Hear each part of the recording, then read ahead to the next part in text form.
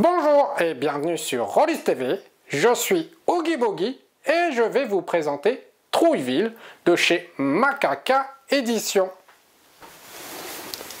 Dis donc petit bonhomme, t'as pas l'impression de me piquer ma place?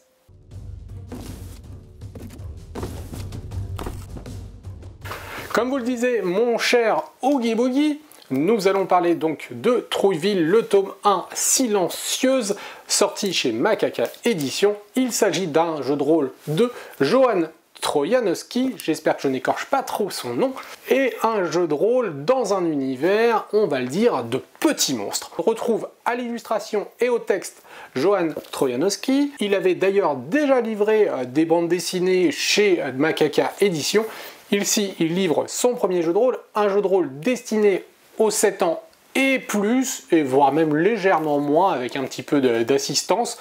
Vraiment un jeu pour les enfants, mais qui plaît également aux adultes.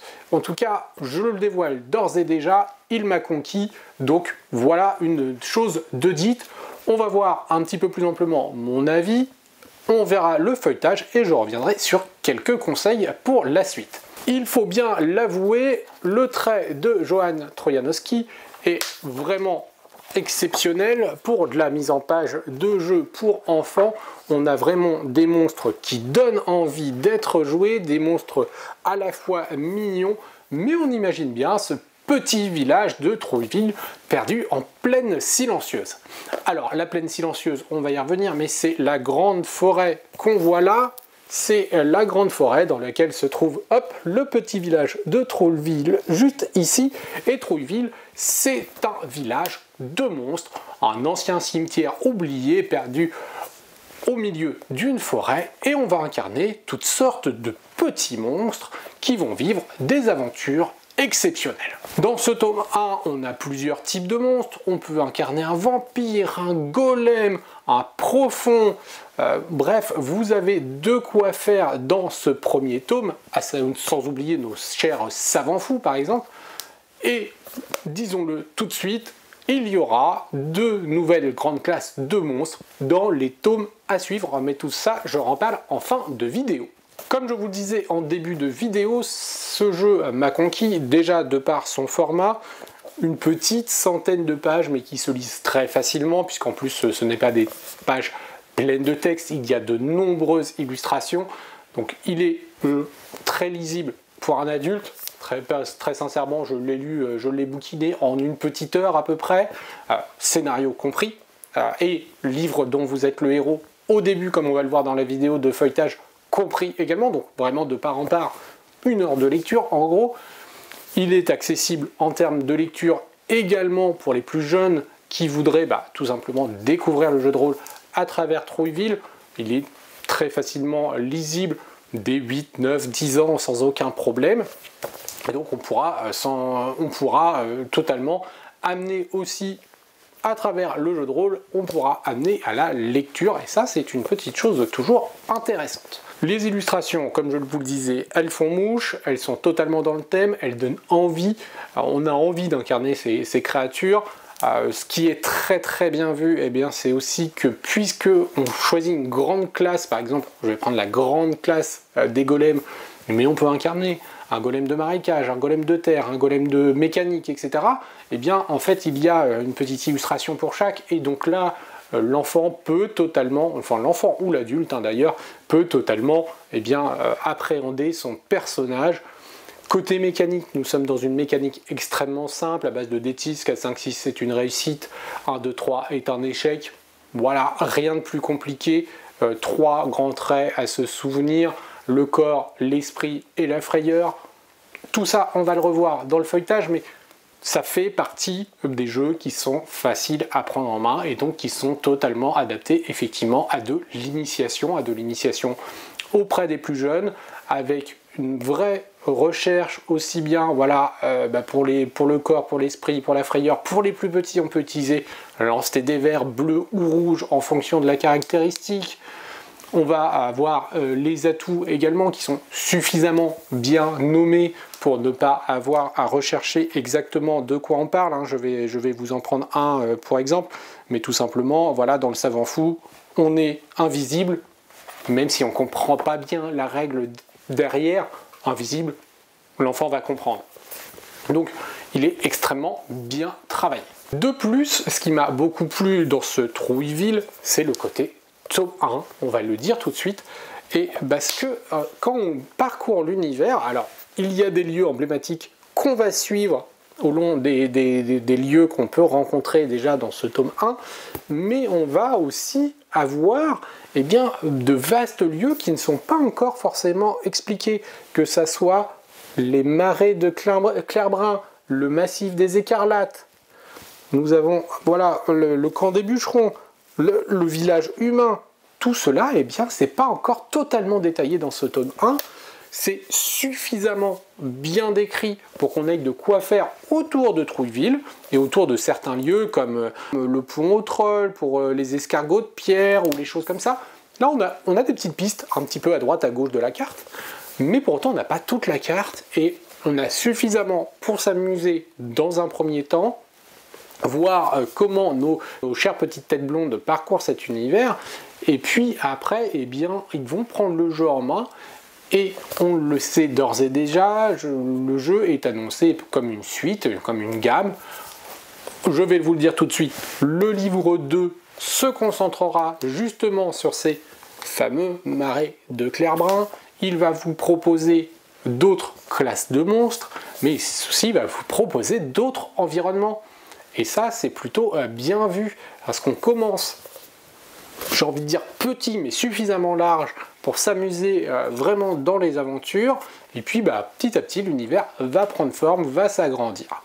On voit d'ailleurs dans les descriptions, je pense notamment aux descriptions du golem, que le monde est bien plus vaste que le simple village de Trouilleville. C'est un village de monstres dans lequel on va s'amuser et dans lequel on va vivre beaucoup d'aventures, qu'on puisse parcourir le manoir des savants fous à la recherche peut-être d'une créature qui se serait échappée dans la brume, qu'on ait besoin d'assister Baba Yaga, je dévoile un tout petit peu le premier scénario, qu'on ait besoin d'assister Baba Yaga pour une de ses recettes, pour qu'on soit à la recherche d'un objet magique, ou bien qu'on entende des bruits bizarres dans notre chair silencieuse, ou bien aussi, comme en préambule, il est dit dans ce livre dont vous êtes le héros pour apprendre comment la fossoyeuse, meneuse de jeu, va pouvoir parcourir le livre. Dans ce livre dont vous êtes le héros, on a tout simplement le village bûcheron qui semble se rapprocher un petit peu trop du village de Trouilleville, et il faudra trouver un moyen d'effrayer les bûcherons pour pas qu'ils ne reviennent dans notre forêt. On a donc ici de nombreuses pistes d'aventure. Il faut bien un petit bémol, c'est pour le maître de jeu. Et je pense que le maître de jeu doit pour l'instant rester un adulte, au moins dans les premières parties, pour comprendre un petit peu les mécaniques, car là, on n'est pas dans un jeu d'initiation pour maître de jeu, je trouve. On n'a pas suffisamment d'éléments pour totalement aider.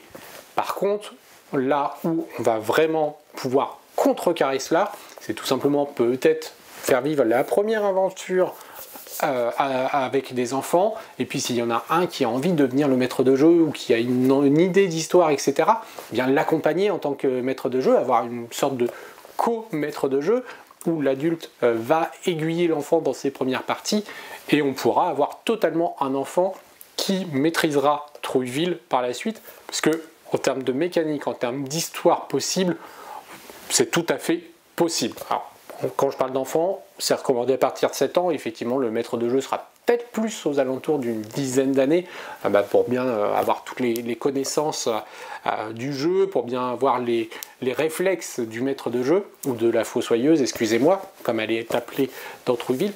En tout cas, voilà. Pour moi, c'est un vrai coup de cœur. Si vous cherchez un jeu pour initier les enfants, si vos enfants sont curieux de savoir comment se déroule une partie de jeu de rôle, aimeraient faire un jeu de rôle, Trouilleville est fait pour vous. Dans un premier temps, on a les personnages pré-tirés en fin de partie. Il est très facile de même de créer son monstre.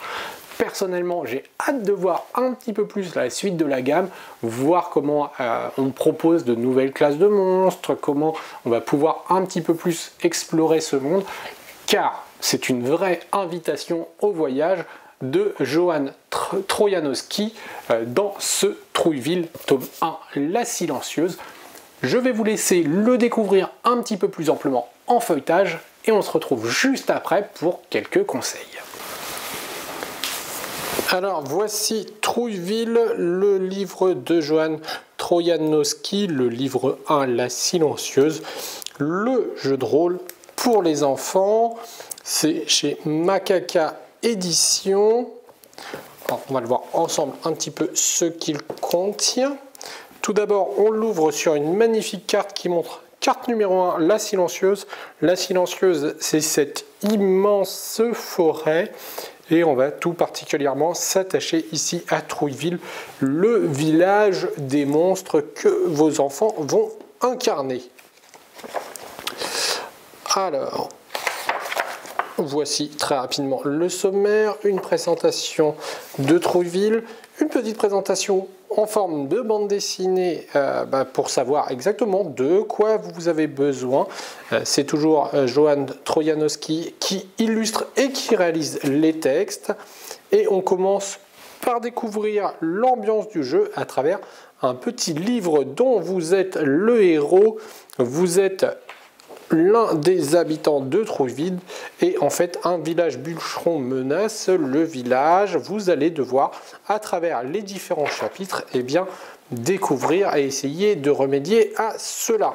On va avoir une première connaissance rapide des règles, de voir comment ça fonctionne. C'est surtout une première partie qui est destinée au meneur de jeu. Alors ici le meneur de jeu se nomme la Fossoyeuse, pour rester dans l'ambiance. Le second chapitre va se consacrer à comment créer son monstre, sachant que pour les premiers temps, il est conseillé de faire appel aux monstres qui sont déjà pré-réalisés en fin de cet ouvrage. Donc on en a un par catégorie de monstres, mais je vais revenir sur ces différentes catégories. Pour créer son monstre, cela va très vite. On va choisir notre famille de monstres. C'est cela exactement. Donc vous en avez un pré-tiré à chaque fois. Vous pouvez incarner un golem, un profond, un savant fou, une sorcière ou bien un vampire. Vous disposerez de 3 caractéristiques colorées. En rouge, le corps. En bleu, l'esprit. Et en vert, la frayeur. Un niveau de santé, quelques atouts, tout cela on va le revoir ensemble puisque on passe aux différentes catégories de famille. Donc ici on nous présente les golems, une petite présentation du golem avec Barboulas le grand gardien qui est en fait une colline, les différents types de golems que vous allez pouvoir incarner et un bref historique des golems puisqu'ils sont en errance. Donc vous pouvez jouer un golem des marécages, de compost, d'automne, de clouté, de l'enfer, bref. Ici les différents atouts, comment ça se passe pour les golems. De même pour les profonds avec leur grand maître Dagon. Ils vivent sous les eaux et vous pouvez là aussi incarner un profond, des abysses nébuleux, positionnaires, des rivières très profonds, des lacs, corail, bref, vous avez de quoi satisfaire tout le monde. Les profonds sont amphibiens, ils disposent là aussi de différents atouts et vous avez aussi une très belle objet de collection à chaque fois, donc des objets ici pour les profonds. On passe aux savants fous. Les savants fous, la petite différence c'est qu'ils ne vont pas posséder forcément des objets, mais ils vont avoir plutôt des inventions et potentiellement également des potions si vous avez décidé de jouer un chimiste. Les sorcières avec notre chère Baba Yaga. Donc là aussi, vous choisissez le type de sorcière que vous souhaitez incarner. Vous allez non plus là avoir des atouts, mais des sortilèges. Les vampires. Et on passe aux règles de jeu. Les règles de jeu, elles sont très simples. Vous allez lancer en fonction de votre action, soit votre corps, votre esprit ou la frayeur. Vous prendrez le nombre de dés que vous avez de noter. Hop, alors je vais prendre un petit personnage. Ici, par exemple, Capucine, la sorcière, veut faire un jet d'esprit. Elle a 3 en esprit. Elle prendra 3 dés à 6 faces. Les 4, 5 et 6 sont des réussites. Une action facile nécessite une réussite. Une action moyenne de réussite et une action difficile 3 réussites. Voilà la grande base dont vous avez besoin. Pour les conflits, idem, pas besoin de s'embêter avec plein de règles. C'est tout simplement vous lancez, les réussites déduisent de la santé. Et pour vos ennemis, ils réussissent un certain nombre à chaque tour. Le chapitre 4 va se consacrer à Trouilleville. Trouilleville en plein cœur de la silencieuse, une forêt sombre. Au plein cœur, un cimetière oublié des humains. Et c'est ici que vivent nos petites tribus de monstres. On va revenir sur différents lieux. Le manoir par exemple, avec une brève description. Quelques monstres ou personnages que vous allez pouvoir rencontrer et des graines d'aventure, alors plus ou moins précises ces graines d'aventure, mais vous allez avoir pour chaque lieu la crypte des vampires, le lac noir des profonds, la pyramide de nos momies, la grande rue, c'est là où tous les monstres se retrouvent pour prendre un petit café ou lire un livre, la carrière d'obsidiane, la cabane des sorcières. Voilà, vous les avez tous ici et à chaque fois vous avez des pistes d'aventure. Rien qu'à la lecture, vous avez de quoi faire.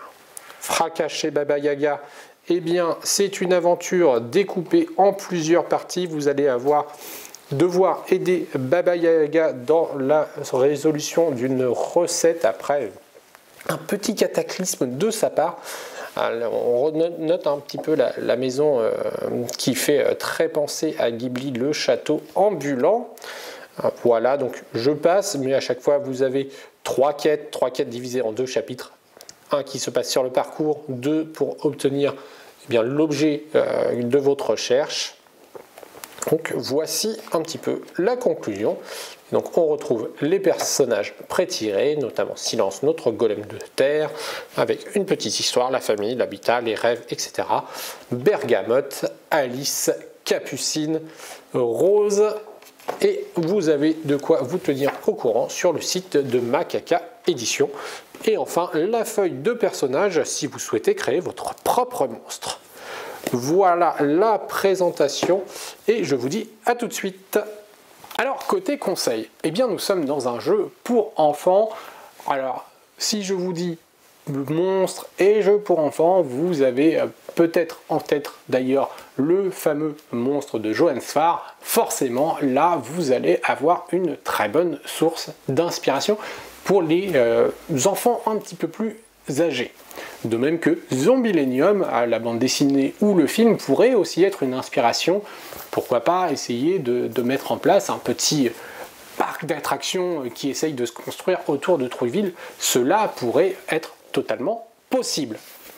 De même, peut-être que mon cher Oogie Boogie vous y a fait penser, Mr. Jack, forcément, là aussi vous allez pouvoir puiser sans aucun problème dedans. Et j'irai même plus loin, prenez ce qui plaît aux enfants. Si, comme moi, vous avez des enfants qui aiment Pat' Patrouille, Miraculous, ou toutes ces séries, eh bien, les intrigues sont des sources d'inspiration. Mettez-la à la sauce Petit Monstre, mais en tout cas, les thématiques restent les mêmes. Les thématiques d'écriture sont bonnes. Savoir avoir une quête simple, avec une petite embûche sur le chemin, résoudre l'enquête, et voilà, c'est fait. Vous n'avez pas besoin d'aller plus loin pour écrire une bonne histoire dans Trouilleville. Vous allez tout simplement remettre ce qu'ils vous visualisent, les petites histoires aussi que vous leur lisez le soir avant le coucher. Et bien, là encore, une simple adaptation. Le héros, à la place d'être un petit lion par exemple, pourrait être un vampire. Ou bien, voilà, je vous laisse imaginer tout. Mais toujours est-il que Trouilleville, l'avantage, c'est que vous avez des sources d'inspiration inépuisables dans tout ce qui concerne l'enfance, que ce soit en dessin animé, que ce soit en bande dessinée ou en petite histoire pour les plus jeunes. Donc inspirez-vous de tout cela.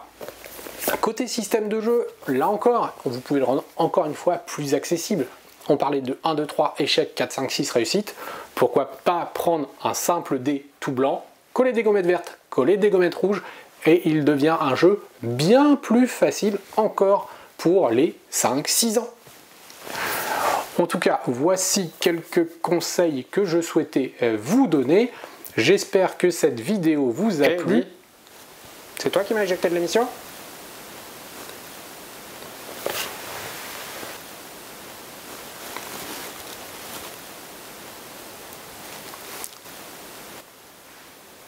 Je crois que je vais vous laisser. Je vous dis à bientôt sur Rollis TV. N'oubliez pas de liker et de partager la vidéo. Ciao.